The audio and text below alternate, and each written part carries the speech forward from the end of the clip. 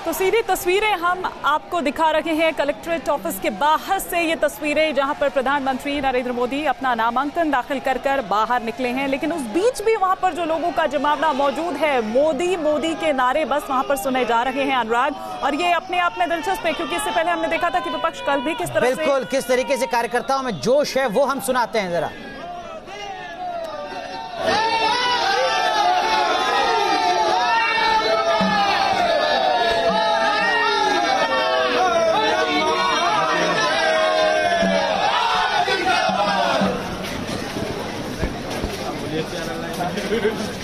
तो आप ये तस्वीरें देख रहे हैं वाराणसी के कलेक्ट्रेट परिसर की, जहां पर प्रधानमंत्री नरेंद्र मोदी जहां से निकल रहे हैं, नामांकन पत्र को भर दिया। ये दूसरी तस्वीर आप देख रहे हैं वाराणसी की, जहां पर तमाम जो एनडीए के सहयोगी दल हैं उनके साथ प्रधानमंत्री नजर आ रहे हैं। यहां पर विपक्ष को एक संदेश देने की कोशिश है कि पूरा एनडीए एकजुट है। देखिए जरा, देश के अलग अलग हिस्सों से जो तमाम बड़े नेता हैं, तमिलनाडु के तमाम बड़े नेताओं को आप देख रहे हैं। थंबीदुरई लोकसभा के डिप्टी स्पीकर रहे हैं, वहीं और अलग अलग हिस्सों के जो तमाम वरिष्ठ नेता हैं एनडीए के, वो यहां पर नजर आ रहे हैं। एक बार फिर सीधा रुख करते हैं, हमारे वरिष्ठ सहयोगी अजय कुमार जी हमारे साथ जुड़े हुए हैं लगातार काशी से, जो बता रहे हैं कि इस रोड शो और पर्चा दाखिल करने का क्या कुछ मतलब है आने वाले दिनों में राष्ट्रीय राजनीति के लिहाज से, सिर्फ पूर्वांचल की राजनीति के लिहाज से नहीं। अजय जी, यहां पर हम तस्वीर देख रहे हैं, नामांकन पत्र की प्रक्रिया पूरी हो चुकी है दाखिल करने की, और प्रधानमंत्री नजर आ रहे हैं अपने तमाम एनडीए के बाकी सहयोगी दलों के साथ।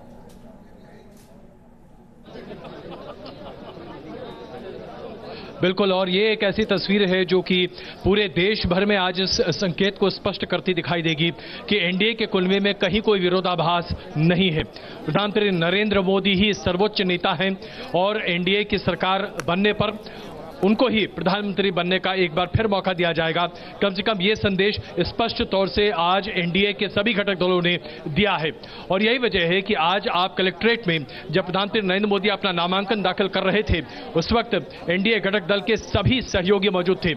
नीतीश कुमार, उद्धव ठाकरे, प्रकाश बादल, तमाम ऐसे नेता जो आज एनडीए घटक दल के महत्वपूर्ण नेताओं के तौर पर हैं, वो अपनी उपस्थिति दर्ज कर यही साबित कर रहे थे कि मोदी कैबिनेट के साथ साथ बीजेपी के वरिष्ठ नेताओं के साथ साथ एनडीए घटक दल के सभी शीर्ष नेतृत्व के नेता ये मानते हैं कि आज सर्वोच्च नेता अगर एनडीए गठबंधन का कोई है तो वो है प्रधानमंत्री नरेंद्र मोदी।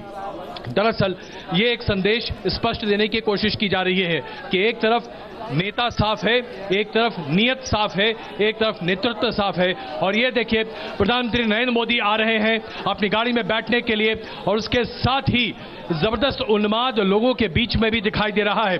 लोग बड़े पैमाने पर यहां उत्साहित हैं सिर्फ इस बात को देखने के लिए कि एक झलक मिल जाए प्रधानमंत्री नरेंद्र मोदी की, और यह झलक उनके लिए बहुत महत्वपूर्ण होगी। और इसके साथ साथ हम आपको यह भी बताना चाहते हैं कि मोदी मंत्रिमंडल के ही नहीं बल्कि कई भारतीय जनता पार्टी के नेता यहां पर मौजूद हैं। इस कड़कड़ाती धूप में जहां तकरीबन अभी तापमान 40 से 42 डिग्री के आसपास है, एक भी ऐसा नेता भारतीय जनता पार्टी का नहीं है जो उत्तर प्रदेश में सरकार में कार्यरत हो या फिर जो भारतीय जनता पार्टी के मेन नेतृत्व में जुड़ा हुआ हो, वो यहां पर मौजूद नहीं है। प्रधानमंत्री की गाड़ी के आसपास अब तमाम बीजेपी के वरिष्ठ नेता आते जाते दिखाई दे रहे हैं। तस्वीरें हम आपको दिखा रहे हैं सीधी, और कुछ ही देर में प्रधानमंत्री पैदल चलते हुए कलेक्ट्रेट दफ्तर से गेट के बाहर खड़ी अपनी गाड़ी तक आएंगे। देखिए, यह फर्क भी अपने आप में गौर करने योग्य है। अगर प्रधानमंत्री चाहते तो प्रधानमंत्री की गाड़ी कलेक्ट्रेट तक जा सकती थी, लेकिन ऐसा हुआ नहीं। और वो इसलिए क्योंकि प्रधानमंत्री ये नहीं दिखाना चाहते हैं कि प्रधानमंत्री दरअसल सिर्फ प्रधानमंत्री के तौर पर कार्य करते हैं। एक उम्मीदवार के तौर पर आज अगर वो अपनी उम्मीदवारी कर रहे हैं तो ये प्रदर्शित करना आवश्यक है उनके लिए कि एक उम्मीदवार को जो सुविधाएं मिलती हैं वही सुविधाएं आज प्रधानमंत्री नरेंद्र मोदी के पास भी हैं, और उन्हीं सुविधाओं के आधार पर आज वो कलेक्ट्रेट के पास गए हैं। आज का दिन वाकई में जिला अध्यक्ष या यूं कहें कि कलेक्टर के लिए बहुत महत्वपूर्ण हो जाता है। देश के सर्वोच्च नेता भी, बड़े से बड़े नेता भी कलेक्टर के सामने आज जब नामांकन दाखिल करते हैं तो कलेक्टर को सर कहकर ही बात करते हैं। ये पद्धति उस वक्त से चली आ रही है जब 1992 में पहली बार पूरे देश में लोकसभा के चुनाव हुए थे। और 1992 में जब चुनाव हुए थे, 1952 में जब पहली बार चुनाव हुए थे, उस वक्त जिला अधिकारी के पास तमाम अधिकार उपलब्ध थे। नेताओं को इस बात का गुमान नहीं था। गांधी फिलॉसफी काफी बड़े पैमाने पर थी और उसकी वजह से लोग सादगी पर ज्यादा जोर दिया करते थे।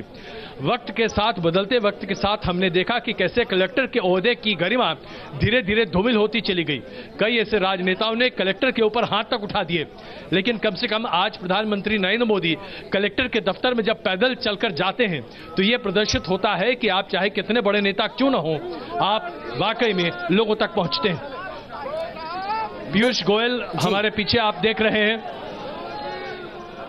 आपको अभी हमने दिखाया। पीयूष गोयल सामने यहां पर हैं।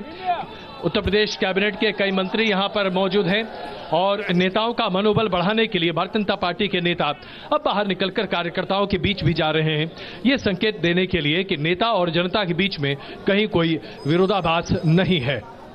अजय जी, एक चीज और आपसे समझना चाहेंगे, 2014 में नरेंद्र मोदी लोगों से हाथ मिला रहे हैं, अभी पत्रकारों से तो जरा दूरी बनाए रखी है पीयूष गोयल ने। जी अनुराग, फिर से अपनी बात दोहराएं। जी अजय जी, 2014 के लोकसभा चुनाव में अरविंद केजरीवाल चुनावी मैदान में थे, चुनावी संघर्ष करने की कोशिश कर रहे थे, लेकिन 2019 में चुनावी लड़ाई किस तरीके से आप देखते हैं? क्या आपको लगता है कि विपक्ष सिर्फ हारी हुई लड़ाई लड़ रहा है?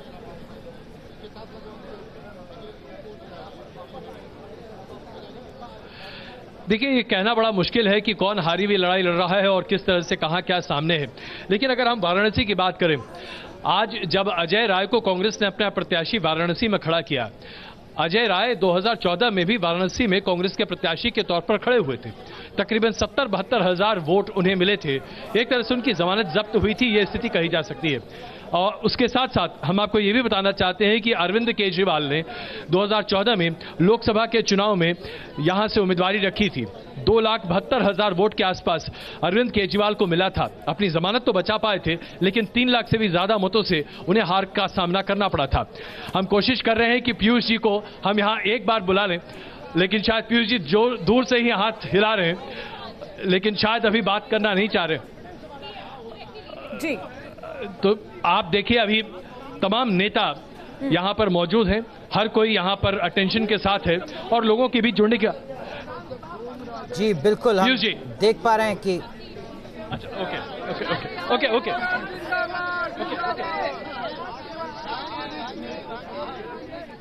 जी, तो हम तस्वीरें देख पा रहे हैं कि जो तमाम बीजेपी के बड़े नेता हैं वो वहां पर अभी पीयूष गोयल से हम लोग ये जानना चाह रहे थे जी कि कौन कौन से प्रस्तावक थे। जी, लेकिन उन्हें कैमरे पर यह बात बोलने का शायद मन नहीं था, इसलिए वो वापस चले गए।